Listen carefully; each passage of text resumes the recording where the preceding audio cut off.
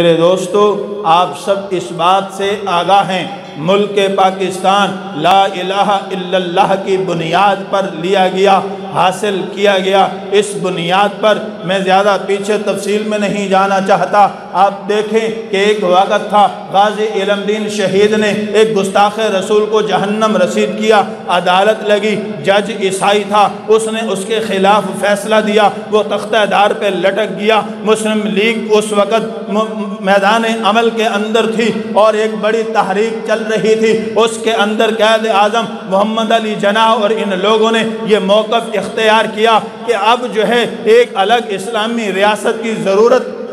پڑ گئی ہے۔ کیوں؟ اگر اسلامی ریاست ہوتی، جج مسلمان ہوتا تو غازی علم دین شہید کو کسی صورت میں تختہ دار پہ نہ لٹکایا جاتا۔ آج چونکہ اسلامی ریاست نہیں ہے تو اس لیے اسلامی ریاست کی اشد ضرورت ہے۔ تحریک زوروں پر ہوتی ہے، نوجوان بھی نکلتے ہیں، سب نکلتے ہیں، بوڑھے بھی، نوجوان بھی، مرد و عورتیں بھی جانوں کی قربانیاں دیتے ہیں۔ ملا مسٹر کی تفریق کے بغیر میدان میں نکل کے لاکھوں قربانیاں دی جاتی ہیں، عزتوں کی قربانیاں دی جاتی ہیں، اور پھر یہ ملک معزز حاصل ہوتا ہے کس بنیاد پر؟ اس بنیاد پر کہ یہاں پر جو ہے ناموس رسالت بھی محفوظ ہوگی، ناموس صحابہ بھی محفوظ ہوگی، اور ان کے دشمنوں کو تختہ دار پہ لٹکایا جائے گا، اور ان کے دشمنوں کو عبرتناک سزا سے دوچار کیا جائے گا، تاکہ پھر کسی کو یہ ہمت اور جرت نہ ہو کہ وہ ناموس رسالت میں گستاخی کر سکے یا ناموس صحابہ کو چھیڑ سکے۔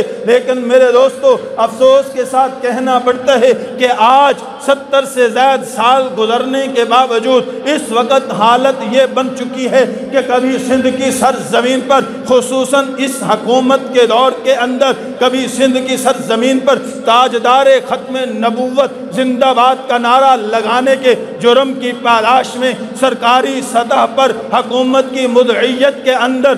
FIR درج کر کے اس ختم نبوت کے جیالے کو پس دیوار زندہ کیا جاتا ہے، سلاخوں کے پیچھے بند کیا جاتا ہے۔ اور کبھی آج سے 2 دن قبل فیصل آباد کی سرزمین کے اوپر کافر قادیانی کافر، جس کو 1974 میں آپ کے پارلیمنٹ نے کافر ڈکلیئر کیا ہے، جو ختم نبوت کا منکر ہے، وہ آئینی طور پر بھی کافر ہے، وہ سرکاری طور پر بھی کافر ہے، وہ اسلامی طور پر بھی کافر ہے، اس کو کافر کہنا، اس کے دجل اور فراڈ کو بیان کرنا، اس کے کفر کو بیان کرنا بحیثیت پاکستانی میرا آئینی حق بھی ہے، بحیثیت مسلمان میرا شرعی حق بھی ہے۔ آئینی اور شرعی حق کو استعمال کرتے ہوئے اگر کوئی کہتا ہے کہ ختم نبوت کا منکر کافر ہے، اور وہ اس وقت سب سے بڑا فتنہ قادیانیت کا فتنہ ہے، قادیانی کو کافر کہنے کے جرم کی پاداش میں فیصل آباد کی سرزمین پر ایک ختم نبوت کے جیالے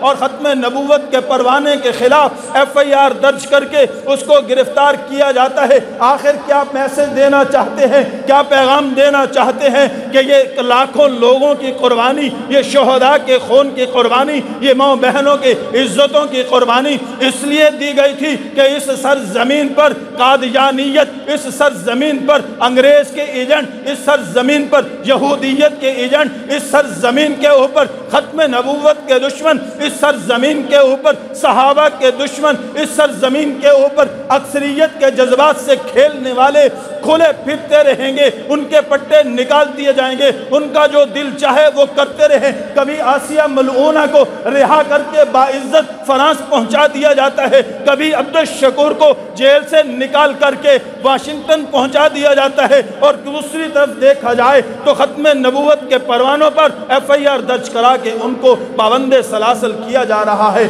آخر کیا وجہ ہے؟ کیوں یہ اس ملک کے اکثریت واسی اہل سنت والجماعت ختم نبوت کے دیوانوں، پروانوں اور مستانوں کا ملک ہے، انہوں نے قربانی دے کے یہ ملک حاصل کیے ہے۔ انشاءاللہ ثم انشاءاللہ ہم اس بات کی اجازت نہیں دیں گے کہ اس طرح کھل کھیل کر ان بدبختوں کو جو غدار وطن بھی ہیں، غدار دین بھی ہیں، غدار ملت بھی ہیں، وہ تو دندناتے پھریں، اور دوسری طرف ختم نبوت کے پروانوں کو پابند سلاسل کیا جائے۔ کیا آپ میرے اس مطالبے کی حمایت کرتے ہیں؟ تو پھر ہو جائے، ایک زوردار نعرہ ہو جائے، تاجدار ختم نبوت تاجدار ختم نبوت، قادیانیت پہ لعنت، قادیانیت پہ لعنت، قادیانیت پہ لعنت، قادیانیت مرد آباد، قادیانیت انشاءاللہ جب تک سانس میں سانس ہے، جسم میں خون کا ایک قطرہ بھی ہے، اس وقت تک یہ ہمارا ایمان ہے، یہ ہمارا نظریہ ہے، یہ ہمارا عقیدہ ہے، یہ ہمارا مشن ہے۔ ختم نبوت کے دشمنوں کو اسی طرح برسر عام چوکوں چراہوں میں، گلی بازاروں میں، منبر و محراب پر ان کے دجل فراج اور کفر کو برسر عام بیان کرتے رہیں گے۔ جان جاتی ہے تو جائے، کوئی پرواہ نہیں ہے، لیکن ان بدبختوں کو اس طرح کھل کھیلنے کا موقع